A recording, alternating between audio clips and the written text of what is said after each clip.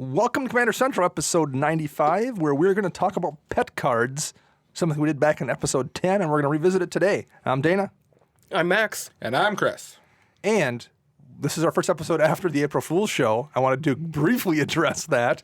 We didn't get really any negative feedback about a show where we talked about no magic at all, really. We actually had more people say you should do just a general show like once a quarter. We had people legitimately say to us, I'd listen to you guys just talking about nonsense for an hour. I heard there was one comment about, I think it was on YouTube or something. Yep. It was like, I'm like 30 minutes in, and Right. I think this is a joke show. One of the guys, I think it was Zach from Brothers War, was posted on Twitter that he was listening to it, and he got like 50. He's like, I'm 20 minutes in, and there's still no magic stuff. He's like, I think I know what's going on here.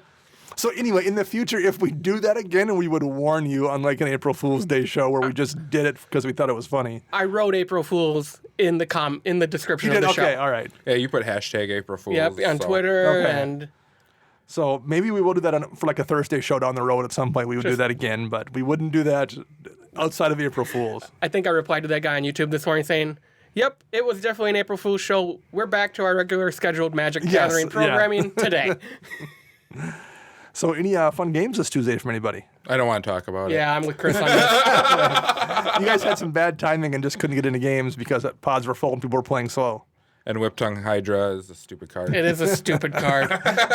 when you're both playing decks chock full of flyers. Yes. Yep.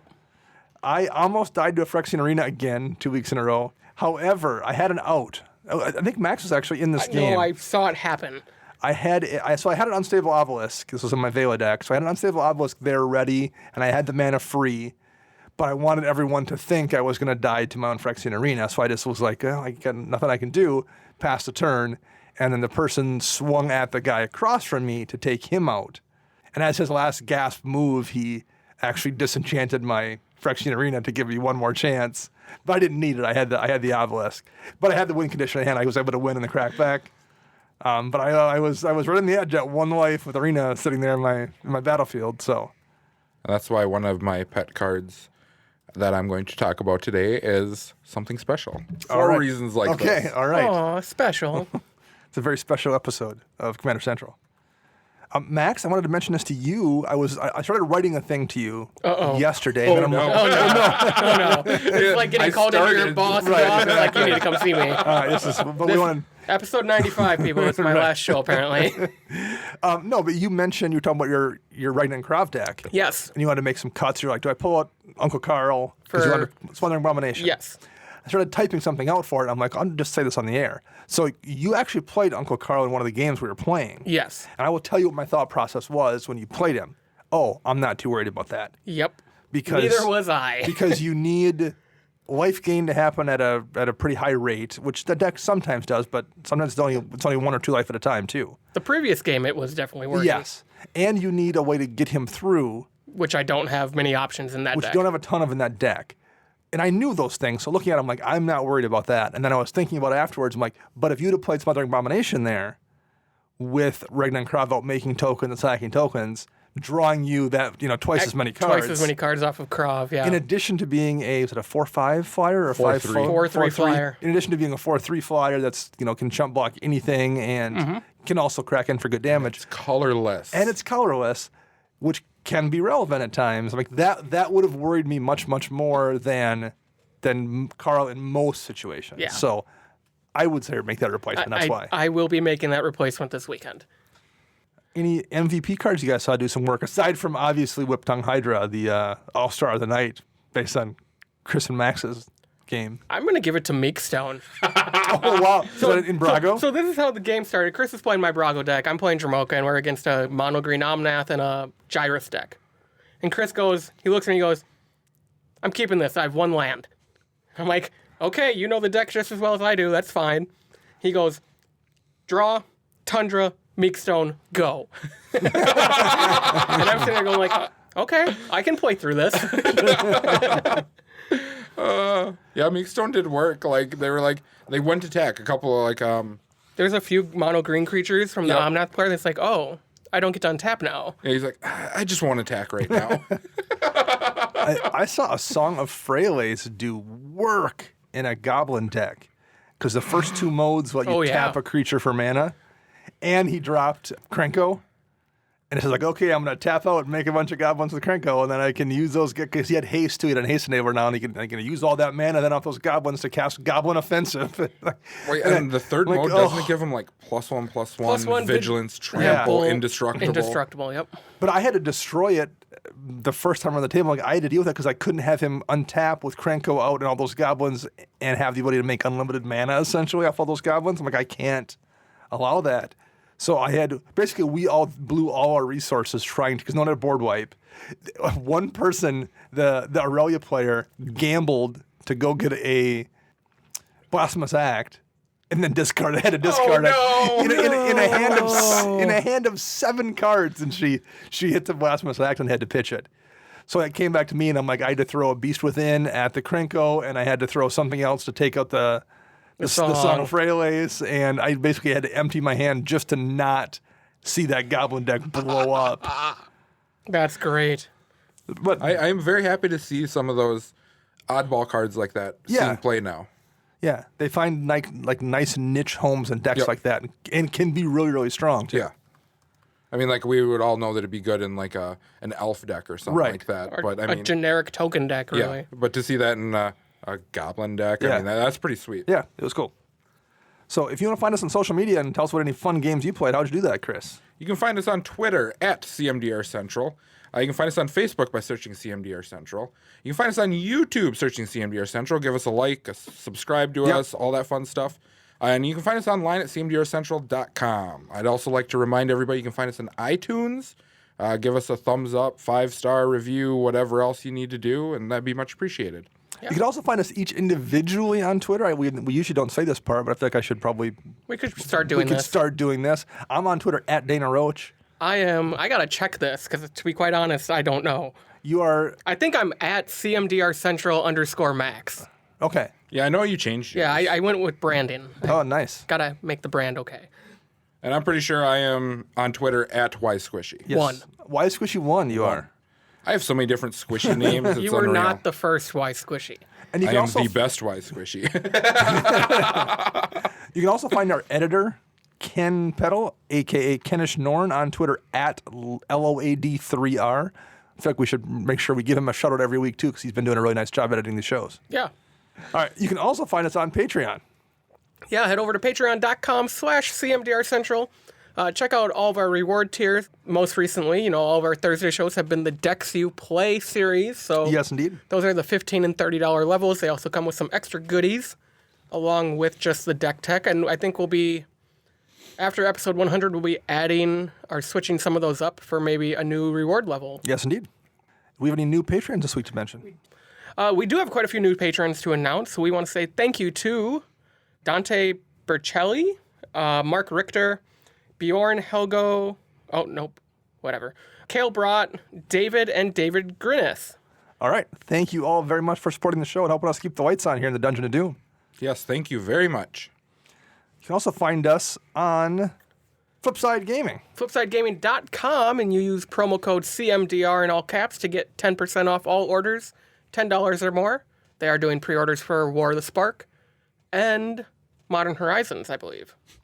And we also are getting some fat packs from, I guess they're bundles from them for a giveaway that's been blowing up on Twitter lately. Yes, so we Flipside was able to get us a really good deal on some bundles. So this month's contests we're giving away a bundle to our patron supporters, our Twitter followers, and we're doing that. Facebook, and right? on Facebook. So we're giving 3 bundles away. Nice. And we'll get those out once the set comes out. Well, speaking of giving things away, I believe we have a contest winner to do now, or a couple. We do. We have our contest from last month. So for the Patreon contest, we were giving away the sealed Yidris Maelstrom Wielder Precon, donated by friend of the show, Lucas Flapjack. He has accepted that name. I double-checked with him. He has dubbed him Lucas Flapjack, and it's sticking. So the winner of that is going to be Chris Smith. So congratulations, Chris. I'll shoot you a message once the show airs. Get your address, and we'll get that mailed out in probably the next week or so. All right, excellent. For our Facebook giveaway, we're giving away the 10 plane cards from Plane Chase from Dana's Collection Adventures. Yep. Chris is excited. And here's the weird part. When I did the random drawing, Chris, you did come up first. Did he really? And then I null and voided it. I know you did, but that's just awesome. I wanted to make sure I shared it and all that stuff, so that just automatically added me in. But I was doing it last night at Growler Guys, and I'm like, of course he does. Like, I can't control a formula, and it picks you. So the real winner, sorry, Chris. oh, that's perfectly is fine. Nick Hanman. So Nick, shoot us a message on Facebook with your address, and we will get those sent out to you in the next week or so. Yeah. Congrats. Congrats, everybody. Congratulations. All right, so we are going to talk about pet cards this week, which are cards we like to run in decks that maybe aren't necessarily the best in slot, although maybe they are, but they're just ones that we are really comfortable putting in decks, and they are, for whatever reason, kind of something that we like to go back to repeatedly when we brew. Yeah. And we did this on episode 10, and I went back and listened to it today, so I have those written down. You two did not. And I Nope. actually picked mine here before I listened to it, so we'll review those at the very end. But for now, let's start with the 5 we each picked as our pet cards that we like to play in Commander. And I'll start with you, Max. Which Okay. first one? So I'm gonna do 2 at once here. They're Okay. both lands because one of these I think is gonna be on at least your list, Dana, if not all 3 of ours. Okay. So my 2 lands are Scavenger Grounds because I think that came out after that episode. Okay. Garbage yep. card. Yep. But my second one is Throne of the High City. And if you don't know what this is the land that enters the battlefield. It produces a colorless. But for 4 generic mana, you can tap and sacrifice it to become the Monarch. The thing I like about this card in specific, I remember when we discussed the Monarch the first time, none of us were on board with it. Yeah. Yeah. And now we all are trying to do something. all fans of it. Yep. Yeah. Because we didn't want to give advantage to our opponents. Right. But the minimal amount of advantage that they actually gain compared to what we're gaining out of it is phenomenal. Yeah. And the thing that's nice about Throne, especially, there are situations with the creatures that give you the Monarch where, like, I really want to play this creature right now because I need a body, but man, putting the Monarch in play, I know I'm going to lose it next turn to that person, and they're going to keep it for 5 turns. With Throne of the High City, you only need to get the Monarch when it's time to get the Monarch. Like, Yep. You Yeah. don't have to activate it and use it until you are in a position where it's really relevant to you. The awesome thing about that, too, is it's a colorless land. Yeah. So it can go in any deck. Like your mono white that really Yeah. struggles for card draw, or your red that's got trashy card draw. Yep. I mean, it just helps you out that way. I currently run this in one deck. It's in my Dramoka deck, but I'm probably going to slot it into my Boros deck. But Brago and Regna Krov don't have issues with draw, so I don't know if I'll slot it into there. It's also easy to protect, relatively speaking, in your Dramoka deck. Oh, yeah. So that makes it another nice Unless bonus someone there. plays a Whip Tongue Hydra. Right. I know. My little Hornets and Hornet Queen that were protecting me all last night with it just went away.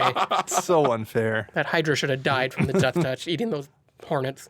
All right, so that's Max's 1 and 2 right there. Yep. Scavenger Grounds is on my list. I figured. So it is one of mine, so I am a fan of that card. I don't think it's necessary. I don't think I'd use the word powerful to describe it, but you can put it in every deck and have it sit there, and you can look around at the board and go, that person is playing a Reanimator deck, and I just saw them put in 4 things in their graveyard, and I'm just going to make sure I keep 2 mana free, just in case. It's just a emergency, oh my God button that you can slam on when things get scary and keep things from getting way scarier. Yep. So I'm a big fan of that card as well, and I don't think I'm running a deck right now that isn't running it. I think I don't have it in one of my decks, but yeah, pretty much. I don't think I own one. So I think it's a trash card. No, honestly, I don't have any decks that are playing it right now. Yeah. So Chris, what's your first pet card here? Okay. We're going to go with, you guys are talking about graveyard hate with a card. Yep. I'm talking about graveyard love with a card. A little bit of love. So for everyone who listens to us a lot, I've recommended this card hundreds of times to people. And it is called Phyrexian Reclamation. Yeah. For 1 mana, you get an enchantment that has 1 colorless, 1 black, pay 2 life, return target creature from your graveyard to your hand. I think this card is invaluable in a format that people play 12 board wipes in a deck. Mm-hmm. The ability to recur stuff. Me just love graveyard. That's what that is. And it's reusable. You can use it at instant speed if you need to save something from your graveyard. It's got a lot of uses. Yep. And 2 life, as we all talk about Dana being really risky with his life, that's nothing in a game of Commander. Yeah. You can really easily afford to pay that. And something like Max's Regna Krov deck, you really can afford to pay it. Yeah, I can. I suggest this all the time. I'm surprised you haven't thought about it.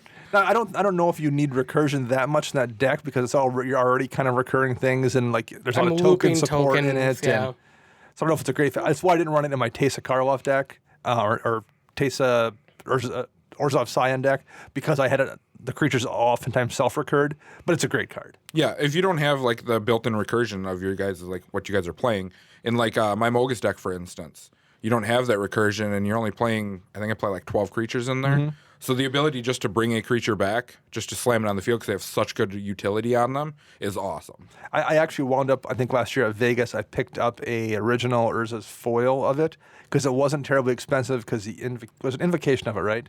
No. Wasn't there? I thought there was. No, not of this one. I don't think. Not a Phyrexian. Okay. 2 Commander Precons and the Urza's Legacy print. That was it. Okay. So it was relatively inexpensive for some reason. I'm like, I wasn't running it. But I'm like, yeah, but at some point I'm going to put that in a deck. And the original, those Urza's foils look so good with do. the old frame.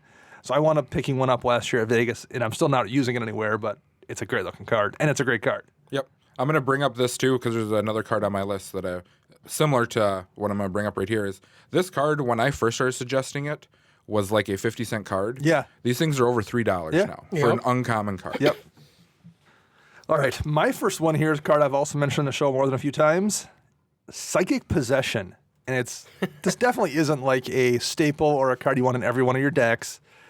For those who don't know, 2 mana, 2 blue and 2 colorless, so 4 mana total. For an enchant opponent, it's an enchantment aura. You skip your draw step, but whenever enchanted opponent draws a card, you may draw a card. So worst case scenario, usually, okay, so say you screw up and put it on the wrong person and they only draw during their draw step. Yes, you wasted 4 mana and you're just drawing with them in their draw step, but you're not losing the draw. Yes, you're skipping your draw step, but you're still going to draw a card in hand, so you're not out a lot. However, if you're paying attention and you're playing with opponents who put draw into their decks and you're looking at the right person. Have a Rhystic City and a Consecrated Sphinx sitting out? Yeah, or a Sylvan Library or whatever. Like literally the first time I cast it on somebody was the Kess player. And I think I mentioned this on the show, but like the first time I used it, I cast on the Kess player who looked at his hand because he was tapped out and had no counter mana. And he looked back at it and read it again and looked back at his hand and read it again, like going back and forth like 4 times. And then showed me what he had in his hand, which was like a Brainstorm and a Faithless Looting and some. And it was like all 3 spells that just drew. That's all he had was draw spells. And they were spells that worked in a way, like Brainstorm just nets you, doesn't even net you a card. You're basically you have to draw 3 and pitch 2, but it costs you the one in your hand. You're not up a card. Faithless Looting, you're not up any cards. But you are for me, because you're drawing 3 off of Brainstorm, so I just draw 3. Yeah, you don't have to do the I'm downside discard. effects. Faithless Looting is just drawing you 2 cards. I just get to draw 2 cards with you. So, like, there's a ton of times when that is highly, highly relevant. And, you know, if you're playing, like, at peak maximum efficiency, you probably don't run it if you're running, like, the absolute cutting edge deck. It's hilarious, though, when you drop on the right person, and it can be really, really powerful. Well, I think that just sounds powerful in general. Yeah, it is. It's a really cool card. Have you gotten to play it against the Pier and Toothy deck at the shop yet? I have. I played it. I played that deck. The deck it's in, I've played against Pier and Toothy twice, and I've not drawn it either time. Oh, no. That's the deck to play it against. But I've been kind of waiting for, and like if I draw a Demonic Tutor, I'm going straight for Possession just to put it on him, just because it would be funny. Do you run it in both Vela and Isperia? I just run it in Vela now. Okay. And I've thought about putting it in Isperia because actually when I first picked it up, because the regular version is a quarter and the foil was like 50 cents. So I think I bought 4 foils because to get it from TCG Player, I think I had to be over $2. And some vendor had 4 foils. I'm like, I'll just buy 4 foils for $2.05 or whatever it was. So I've got like a play set of foils of these. So I might try it in there at some point just because it's a useful card and it's really, really fun to play in a game. What's next on your list here, Max? Okay, next one on my list is, I wouldn't really call like a unique card, but it is a card that I'm starting to slot in more and more of my decks just because of the versatility of it. And that's Hangerback Walker. Yeah, I mean, it goes in every deck. Yeah, I mean, it's a colorless artifact creature for double X. It comes in with that many +1/+1 counters on it. You can pay a mana and tap it to add a counter. And then when it dies, you make that many 1/1 Thopters. I had it in Regnan Krov just because it's that's a great spot for it. But I now have it in Tajik, my Boros deck, and I also might be adding it to Dramoka just because it may not fly initially, but it's going to make me a bunch of 1/1 flying blockers. Nice. Blasphemy. I know. The creature doesn't have flying. I know. That's why it's on like the next. It's on the cusp. Like it's card 103 right now. It is a very good card. It is. I like Walking Ballista personally better, but for commander reasons, I think Hanger Backwalker is the better And card. I think Ballista, you need the enabler to put a ton of mana or do something to like get a loop going. Yeah. Whereas Hanger Backwalker, like I'm just going to cast it for 4, and it's still probably pretty good value. Well, I would kill that thing on sight. Yeah, Like if a it Sylvan comes Library? out with like one counter on it and just be boom. Yeah, speaking of that, Sylvan Library, as Max just mentioned. So this is literally turn 2 in our game. I missed my second land drop. Yeah, Max I played it on turn 2. Max plays Sylvan Library. I'm like, Force of Will. And he's like, really? I'm like, yeah, I don't need you getting that advantage. I'm stuck on one land. You can't have a Sylvan Library. that you know what? That's a legitimate target hitting Sylvan on Library turn for 2. us. Yeah. If it would have been like turn 10, it would have been a different story. Right. But no, turn 2, I'm like, oh, no. Was he playing Dramoka? Yeah. Because he absolutely would have probably drawn 6 cards off. I'd probably would have been like, I'll take both. Like 3 turns in a row, he would have probably taken both because he's getting the mana the life back from Dramoka as soon as he swings. I don't think I even cast Ramoka that entire game. No, you didn't. Look at me being cautionary for once. All right, Chris, what's your next card here? We're going to stay in the realm of the black cards. All right. And this is another enchantment Okay. that I have suggested before to people. And the biggest reason I suggest this is because its counter type of it is very expensive. And this card is called Planar Void. It is literally a leyline of whatever the black one is. Leyline of the Void. Leyline of the Void. Oh, yeah. Hey. Right there in the name. Everyone can laugh at me for this one, too. I hope they do. The more you know. It literally does pretty much the same thing. But for 1 mana and in black, it is so useful. It's Leyline of the Void that hits all players. Yep. Instead of just Leyline of the Void skips you. Yep.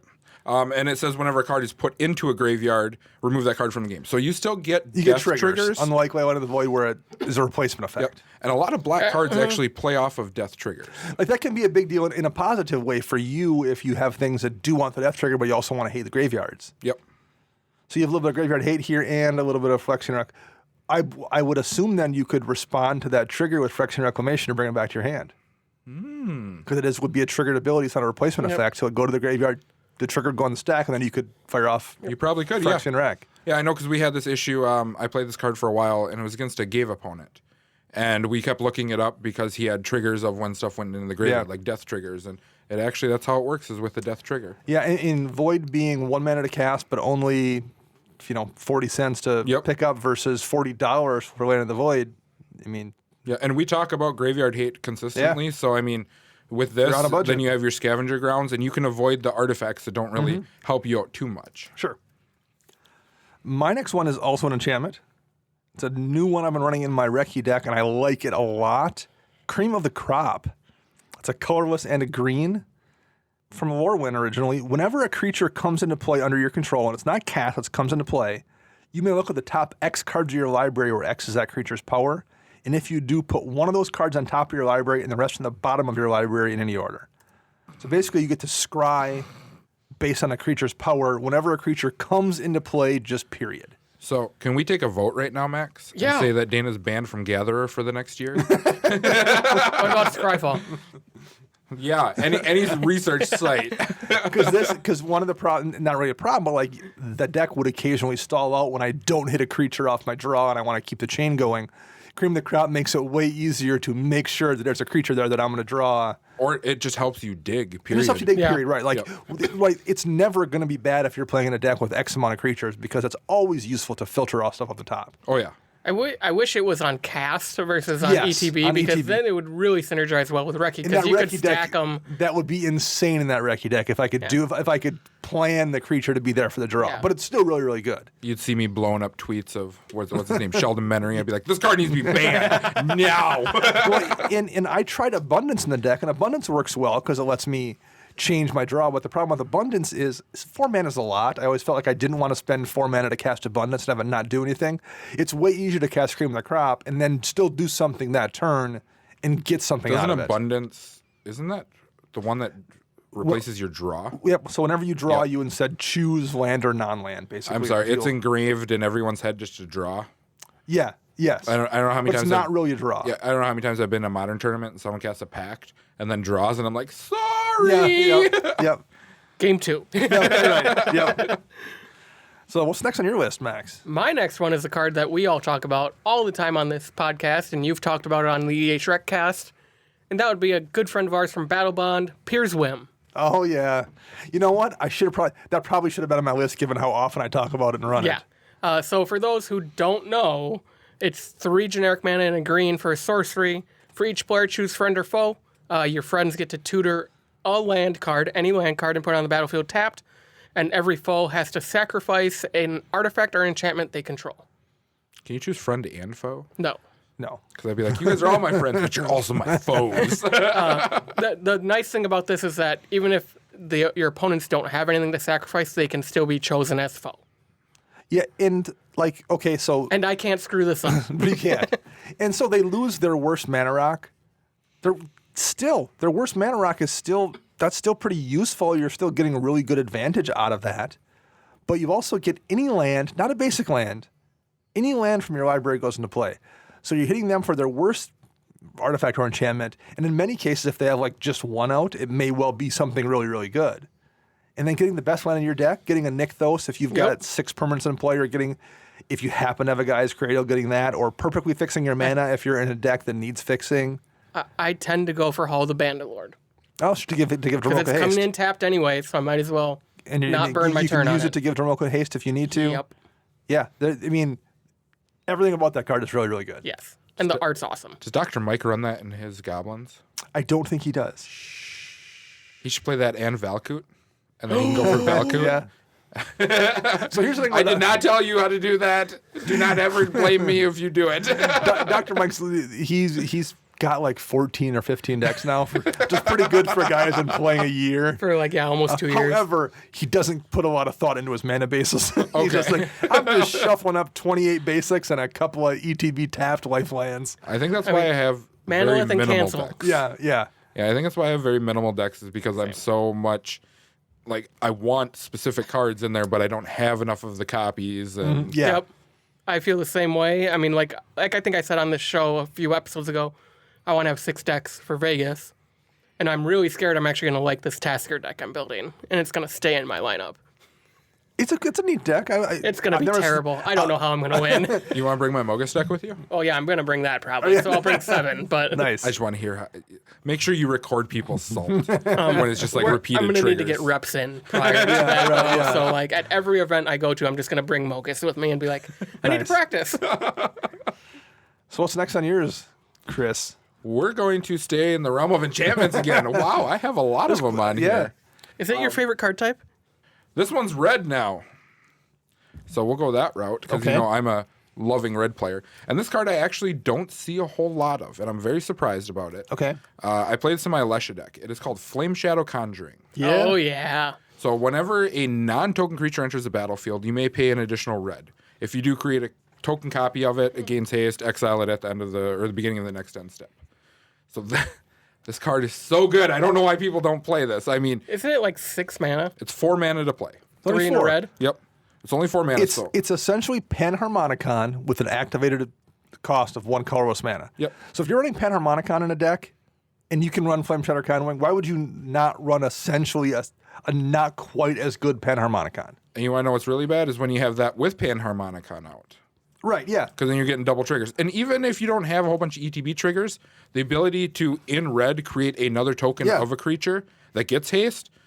Say you have Inferno Titan that you're playing. Create another one, shoot another 3, attack with it right away with a 6/6. Well, and I say not as good Panharmonicon. That's not necessarily true, because Panharmonicon doesn't make you a copy of the creature that's swinging in for damage, too. And then could also be, skull clamped, or I guess you couldn't skull clamp it because it's not, because the end of combat it gets destroyed, right? Nope. But you could End step. Is it end step? So you could clamp it or something. Yeah, there's plenty of things you can still do with that token as well. So I shouldn't say it's not as good as Panharmonicon.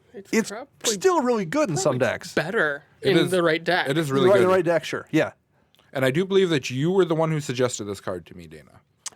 Because I ran it in, I had a Raikou of Two Reflections deck years ago that was based on ETB, creatures with ETBs, and I had it in there as a backup to Riku. Yep. Yeah, you were like, try this card out, and I tried it, and the first time I got it to stick and activate it, I'm like, oh, this card is awesome. Yeah, because everything in your Monster deck Goblin. basically is kind of an ETB deck too. All the stuff Yep. does an ETB thing. Yep. Goblin War Marshal. Yeah. That Oh, Ponyback Brigade, a Yep. Gonti, hit someone twice with a Gonti. Yeah. I mean, Yeah, you get the ETB before the legendary rule hits. Yeah. Dang. Yeah, it's a really good card. And it's also, I think it's a pretty cheap card. I have no clue what the value is on it. I know it's not expensive. It's Yeah. a rare out of Origins. So. Yeah. And that set was cracked I think, so much. And I think that It's was, $1. yeah. I mean, you can get it cheap and it's a super solid card. My next one on the list is two cards that I've got here because they're very, very similar. So I'll just say them both. That's Aether Eyes and Aether Spouts, both of which are blue combat tricks. One costs 3 and 2 blue, one costs 3 and a blue. And it basically, instant speed, you can bounce all someone's creatures. In Aether Eyes' case, back to their hand. All attacking creatures get returned to their owner's hand. In Aether Spouts' case, for the extra mana, they can choose to put them either on the top of their library or the bottom of their library. So Aether Eyes is a little bit easier to keep mana up for. Aether Spouts just screws somebody if they do an alpha strike at your direction.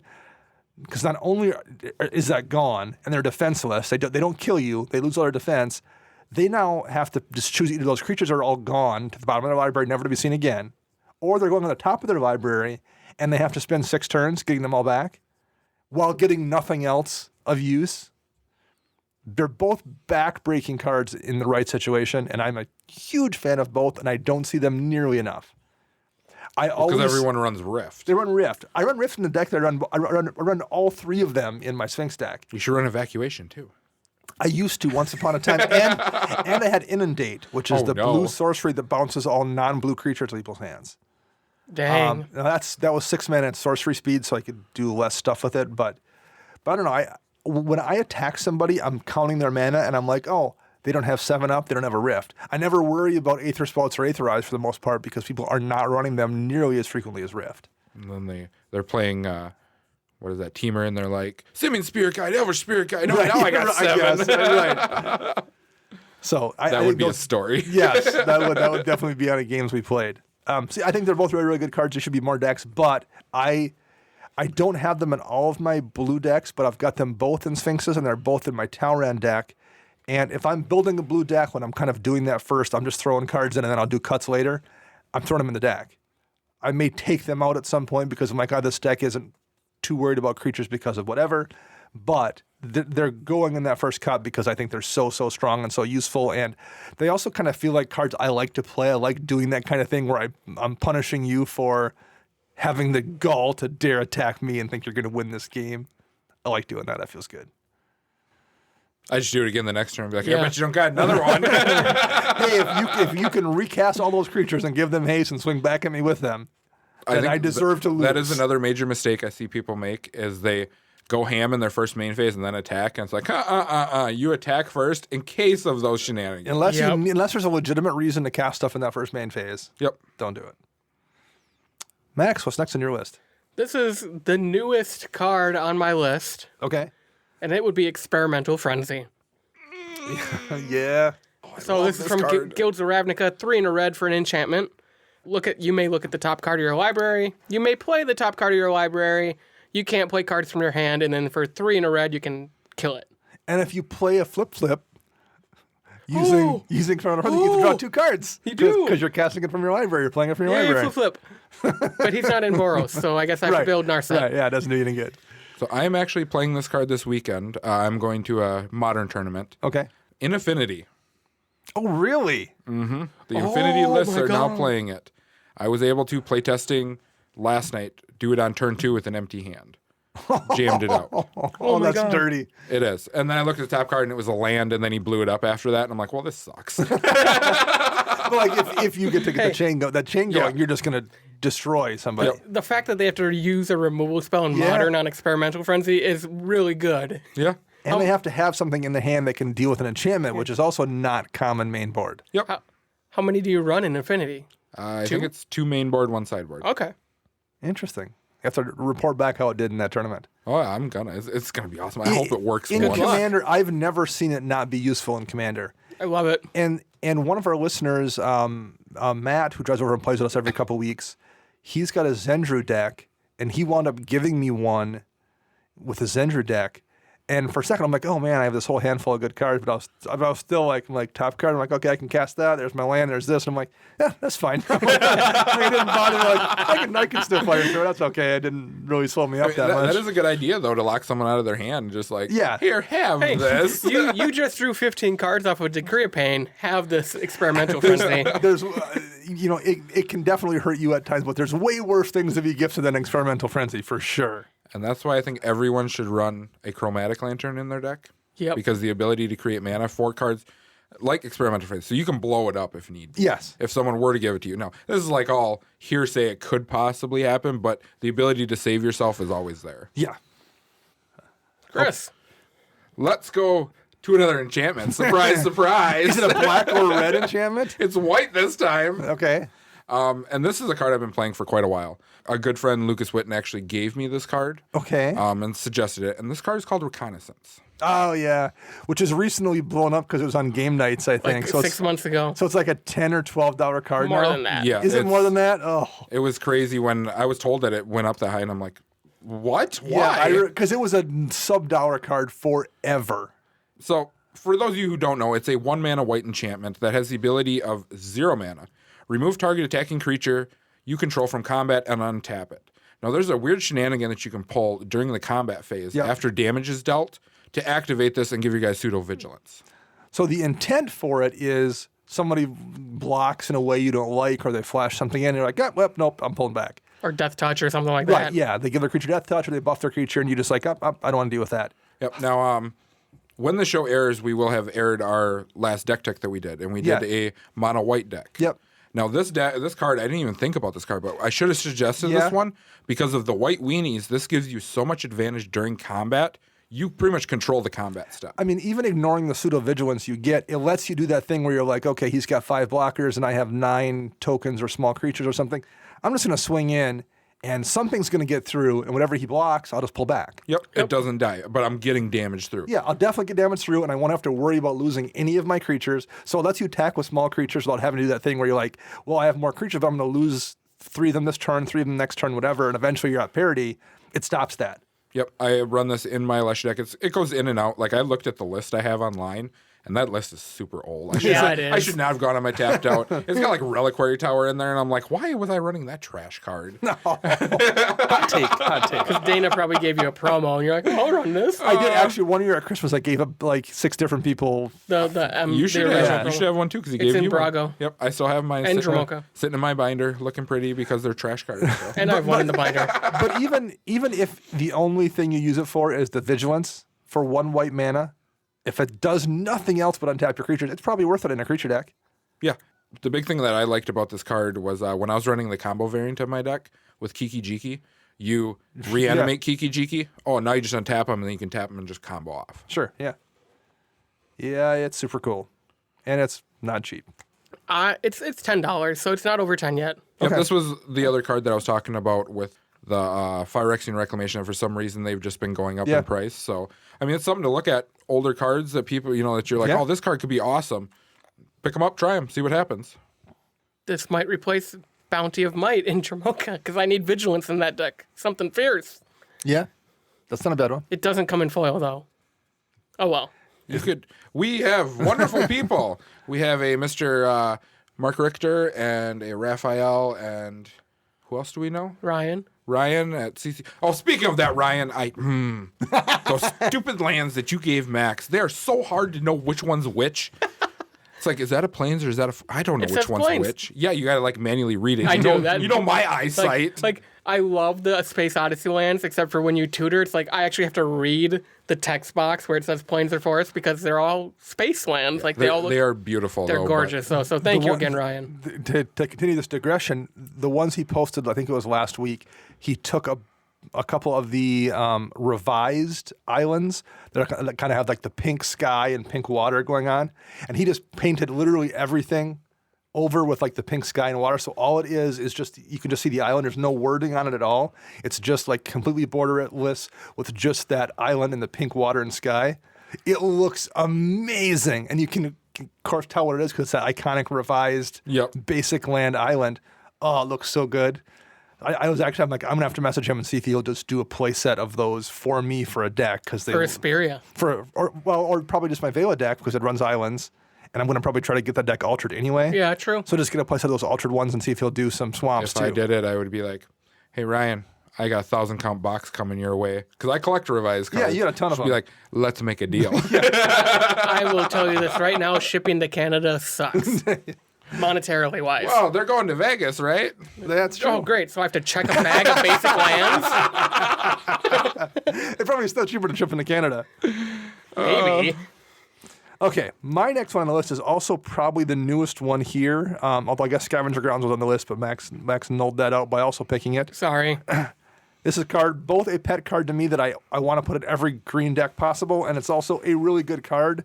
We've talked about it plenty, and that's Heroic Intervention. Saving your entire board state, giving it hexproof and indestructible for 2 mana, that's insane. This was on my list, and I'm like, you know what? Aether Revolt came out before that episode 10, so there's a small chance we talked about this card, but at the same time, we all missed this card originally. we all I think did. we hemmed and hawed about it, whether it was good or not. I don't think we even discussed it on the show. I think we just kind of blew It was past like a it. practice. This Aether Revolt would have been not during this show. It might have been. So we might have. But I just remember, like, at the time, I actually remember my thought process because we pretty regularly get some kind of a green creatures you control gain hexproof and +2/+0 or some kind of a random, like, semi-protection card in green. But they're usually not this good. They're usually kind of made for limited. So I think what I did was I saw Heroic Intervention. I think I just was like, oh, so this is the limited card that's made to protect your creatures as a combat trick, and that's fine. And I can ignore it because it's not for Commander. And it wasn't until I started seeing it in Commander decks and like hearing people talk about it, I realized like, oh wait, Indestructible and Hexproof for 2 mana solves almost every problem but Cyclonic Rift. Yeah, and it's every permanent. It's not just creature. It's every single permanent. So it fights through land destruction. It fights through, and for that cost for 2 mana, it's almost always worth using it on single target. Even if someone goes to remove a useful enchantment, or goes to hit your Phyrexian Arena, or goes to hit something that's your Phyrexian Reclamation, even like I'm gonna use that 6 turns in a row now. Nah, I'll spend 2 mana in a card to make that indestructible. Yep, actually had that played against us from the Omnath player. Yeah, we did. I went to Detention Sphere, his asceticism, hoping that Max, because Max was a player after me, had something to destroy Omnath. Yep. And he's like, oh, I'll cast Heroic Intervention. I'm like, Yeah, it's You know why I didn't have anything to destroy Omnath? Why? Because you force-willed my Sylvan Library on turn 2, which was the correct I was play. gonna say, that look on your face, you're like, Like, really? And I'm like, my well, jaw, yeah. my jaw did drop because I don't think it's ever happened to me on turn 2. I mean, it Yeah, is the that's correct serious. play. I will 100% agree. That is, I would have done it too if I was in your position. But it's like, especially knowing you kept a 1-lander. Yeah, and I pitched Afara, and I'm like, I ain't getting out of this with an Afara. Let's get Right. rid of her. Yeah. So I mean, yeah, that Heroic Intervention saved him big time. Yeah, and that's one of the first times I've seen someone really get it where it was like perfect, where they didn't set it up themselves with like a board wipe to go with Yeah. it, or for a board wipe. It was just for that one key card that was saving their big beater, and it's just like, oh.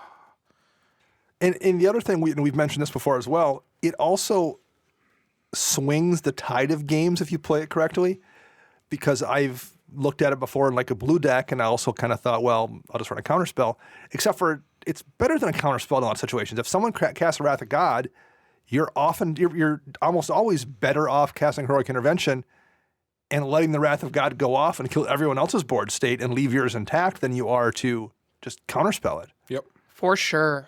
So yeah, it's like I think it's a really strong card, but I have a tough time. I don't know if I have a green deck not running it right now. Actually, I do. My Fling deck, my Crush deck doesn't have it because I put in Inspiring Call because it draws you a card and if creatures have a +1 counter on them. But I still think I want to run it. I think I want to try to make room for it anyway and run them both. Nice. Yeah. So Max, you did 2 at once. So do you have any? I have one one more. more? Okay. I have one more. So what's your last one? This is another somewhat newer card. And this is Gisela, the Broken Blade from Shadows over Oh, yeah. Innistrad. So it's 2 and 2 white for a 4/3 flyer with lifelink and first strike. It has that weird meld ability with Bruna, who costs like 1,000 mana, so we don't talk about her. I have seen a mono white Bruna deck before, though. So have I. Roger Babb has one. Yes. It's a cheap flying aggressive attacker. I have put it in every single one of my white decks. I even think it's in Regnan Krav now because it gets me my life gain. It has first strike, so it's going to get through most blockers. It's efficiently costed. Right. Like, it's a solid card, and it's pricey. I mean, it's like an $8 card, but, I mean, you know what? It's good. That's why it's an $8 card. Yeah. Because between that and Lyra Dawnbringer, they've just been reprinting variants on Baneslayer Angel the last few years. Yep. And I think you have Baneslayer Angel and Lyra Dawnbringer in that In deck. both of those decks, yeah, Dramoka and... And I get it. And Archangel Thune. Those are the 3 angels plus Lyra you need. Those are the 4 you need. Yeah. All Still excellent. not better than Sarah Angel. I don't care what you say. Okay, Chris. That original Sarah Angel art still is so iconic. And I have it in foil, the original art. Nice. All right, Chris, what's your last one? So, my last card, and people are going to scream at me for this card. Oh. This card kills Max's Gisela. Kills Dana when he's at 1 life. And this is my pet card by far. And it's called a card called Lightning Bolt. Absolute trash in Commander, but I still run it. It still hits a surprising amount of things. It does. I think the problem with Lightning Bolt isn't that it's not good. It's that there's other stuff that's more consistently good, probably. But it's not bad. I think it still does work. I try to go into the mindset when I build Commander not to play this format greedy. Like Sure. I've seen a lot of people are like, oh yeah, I got like tribal 6 drops in my deck. And it's Yes, like, well, for sure. I understand the games do come down to that, but you know, having your 1 drops where you can do this and then do like 2 other things during the turn really gives you more of an advantage. And that's one of the reasons I like Lightning Bolt is its versatility. Yeah. Hey, when I'm hanging around at 1 life, which is plenty of games, that takes care of me. Yep, and a lot of value creatures like Gisela, like Max was talking about, or like your Reki. I mean, Kills Reki. even certain commanders that are really valuable, you can just bolt them right off. Yeah, doesn't kill Brago, but Nope. Brago's got a big butt. He does. So does Dramoka. And that's why you play a card that's red and black, and I forget the name of it, but it gives all your things wither. Spiteful something. Maybe it's just creatures that have wither. Spiteful Visions? I think all damage is dealt as though. Spiteful Visions, Source had all wither. damage is dealt as Wither. Yeah, so suck it, Brago. Now you're at 0 power with 1 butt, and you do nothing.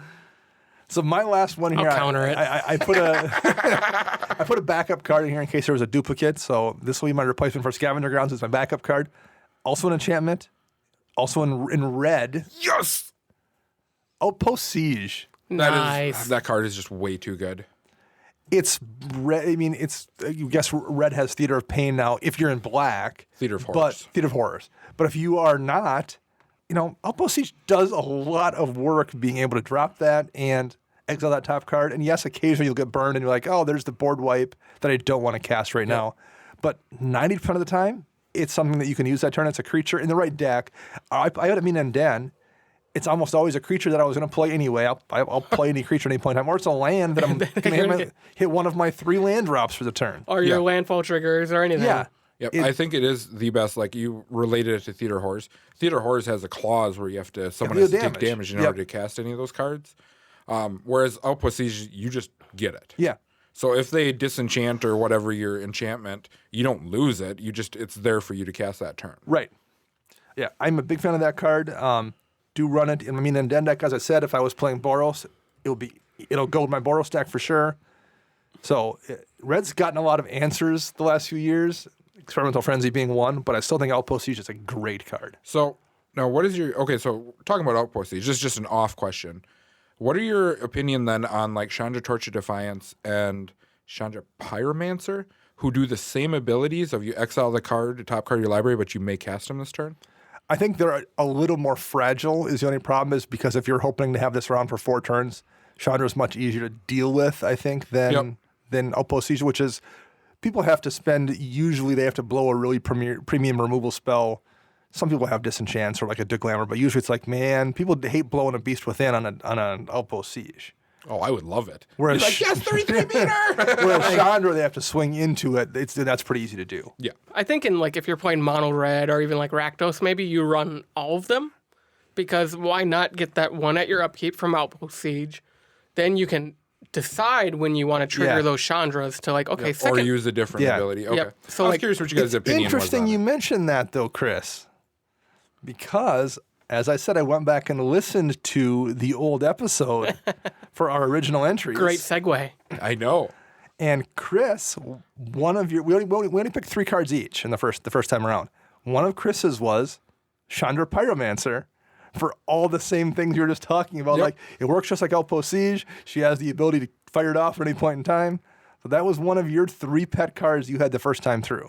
Torch of Defiance is just better now, though, in my opinion. yeah. Because she yes. deals 2 damage if you don't cast the card. Well, actually, so. we make that comment too. We're like, Torch of Defiance is better, but at the time it was like a $35 or $40 Yeah, it was card. expensive.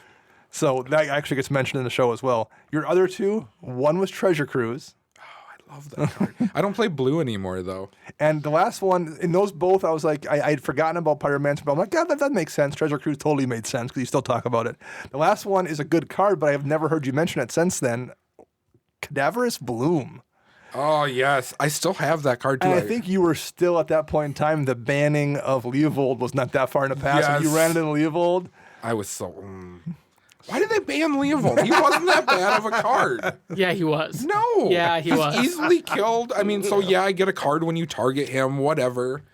They didn't ban Leovold for you. They banned it for the dudes that were running Leovold in every single blue and black wheel they could find, plus Teferi's puzzle box and things like I that. didn't do any of that. I had like two wheels in there, and then it was just all like other awesome cards because it was a good color combination. We have good stuff. Yeah.